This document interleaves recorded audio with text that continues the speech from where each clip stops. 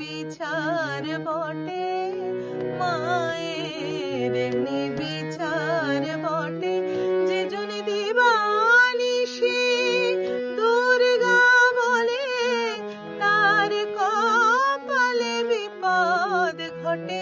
যে জন দিবানিশি দুর্গা বলে তার কপালে বিপদ ঘটে, মায়ের এমনি বিচার বটে। তার নামেই একটি বিশেষ সুরের ধারাকে চিহ্নিত করা হয়। বিশ্ব সঙ্গীতের ইতিহাসে এমন নজির বোধহয় আর দ্বিতীয়টি নেই। তিনি বাংলা গানের ইতিহাসে সংযোজন করলেন একটি নতুন পর্ব।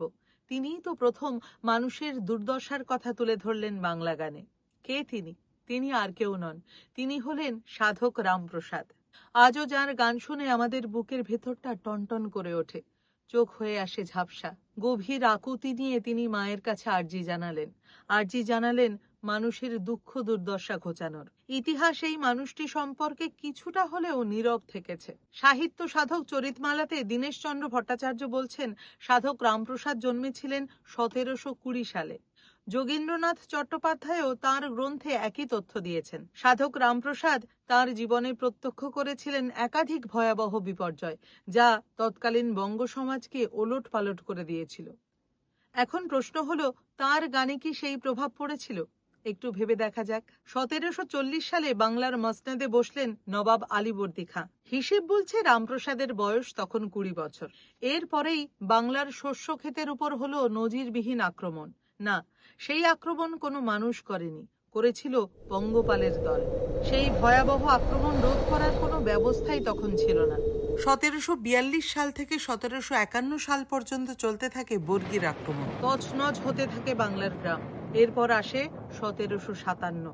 ইতিহাস মোড় নেয় নতুন দিকে, ঘটে যায় পলাশীর যুদ্ধ। সিরাজ হলেন পরাজিত। রামপ্রসাদ সেন তখন কাটিয়ে ফেলেছেন তার জীবনের 37টি বসন্ত। তিনি দেখছেন মানুষের হাহাকার, তৎকালীন বঙ্গজীবনের ভয়ানক বিপর্যয়। কেটে যায় আরো কিছু বছর, প্রকৃতির খেয়ালে হয় অনাবৃষ্টি। ওদিকে তখন বাড়ছে কোম্পানির শাসনের নিষ্ঠুরতা, আরো লাভ চাই, বাড়তে থাকে করের বোঝা। এইভাবেই চলে এলো 1769 সাল। মানুষ এক ঐতিহাসিক বিভৎসতার সাক্ষী হলো। ঘটে যায় মন্বন্তর।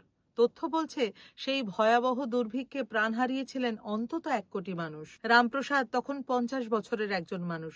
তিনি শুধু শুনতে পাচ্ছেন অসহায় মানুষের আর্তনাদ। খাদ্যের অভাবে মারা যাচ্ছে মানুষ, প্রাণ হারাচ্ছে শিশু। তাই কি কবির কলমে উঠে এসেছিল, অন্ন দেগো অন্ন দেগো অন্নদা? সেই সময়ের যতটুকু ইতিহাস আমরা পাচ্ছি তাতে দেখা যাচ্ছে মানুষের অবর্ণনীয় দুর্দশা।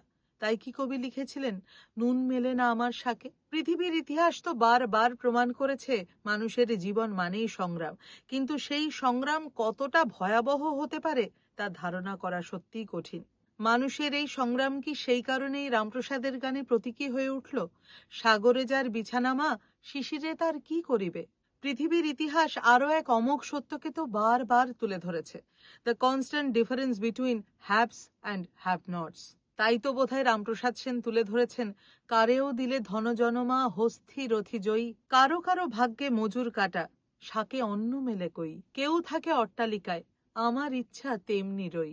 এই বৈষম্য তো আজও দূর হয়নি। আজ থেকে 250 বছর আগে এক কবি এই গান লিখলেন, যার জন্ম হয়েছিল হালি শহরের কুমারহট্ট গ্রামে। তাঁর গানে উঠে এলো মানুষের কথা। তিনি মানুষের দুঃখ দুর্দশার ইতিহাসে সুর দিলেন। নিজের গানে বললেন মানুষের বঞ্চনার কথা। তাই তিনি গেয়ে উঠলেন, আমি কি দুঃখেরে ডরাই, ভবে দেও দুঃখ মা আর কত তাই, আগে পাছে দুঃখ চলে মা, যদি কোনোখানেতে যাই, তখন দুঃখের বোঝা মাথায় নিয়ে দুঃখ দিয়ে মা বাজার মিলাই। এই গান তো সাধারণ মানুষেরই গান। সভ্যতার ইতিহাসে প্রতি পদে মানুষ যে বঞ্চনার শিকার হয়েছে, এই গান তো সেই কথাই বলে। মানুষের এই দুঃখ দুর্দশার প্রতিকার চাইতে রামপ্রসাদ কার কাছেই বা যেতে পারতেন? বাংলার নবাবের কাছে, নাকি দিল্লির অধীশ্বরের কাছে, নাকি কোম্পানির দণ্ডমুণ্ডের কর্তাদের কাছে? তার কথা যেখানে জানানোর তিনি সেখানেই জানালেন। তিনি প্রতিকার চাইলেন সর্বোচ্চ আদালতে, তিনি কারুর কাছেই যাননি। তিনি দুহাত তুলে এক মুঠো অন্ন চাইলেন অন্নদার কাছে। রামপ্রসাদ পূর্ববর্তী বাংলা গানের চেহারাটা ঠিক কেমন ছিল? খুব সম্ভবত মঙ্গল কাব্য এবং রাধা কৃষ্ণের ঐশ্বরিক বন্ধন। কিন্তু রামপ্রসাদই বোধহয় সেই মানুষ যার কলম থেকে প্রথম বেরোলো, জানি গো তারা তোমার যেরূপ করুণা, কেহ দিনান্তরে পায় না খেতে, কারো পেটে ভাত গেটে শোনা, কেহ যায়মা পালকি চড়ে, কেহ তারে কাঁধে করে, কেহ শালের দেয় দুশালা গায়ে, কেহ পায় না ছেঁড়া টানা। তাহলে কি আমরা বলতে পারি তিনি সেই প্রথম সাধক শিল্পী যিনি মানুষের কথা ভাবলেন, মানুষের কথা তুলে ধরলেন? সমাজ মাধ্যমে এক কবি বলেছিলেন, যতদূর গঙ্গা ততদূর রামপ্রসাদ। যতদিন মানব সভ্যতা থাকবে ততদিন থাকবে রামপ্রসাদের গান, থাকবে তাঁর সৃষ্টি। হুজুরেতে আরজি দিয়ে মা দাঁড়িয়ে আছে করপুটে, হুজুরেতে আরজি দিয়ে মা দাঁড়িয়ে আছে করপুটে, কবে আদালতে শুনানি হবে মা, নিস্তার পাবো এ সংকটে, কবে আদালতে শুনানি হবে মা, নিস্তার পাবো এ সংকটে, মায়ের এমনি বিচার বটে, মায়ের এমনি বিচার বটে। আজ তাহলে এটুকুই, দেখা হচ্ছে পরের পর্বে। সকলে খুব ভালো থাকবেন, সুস্থ থাকবেন।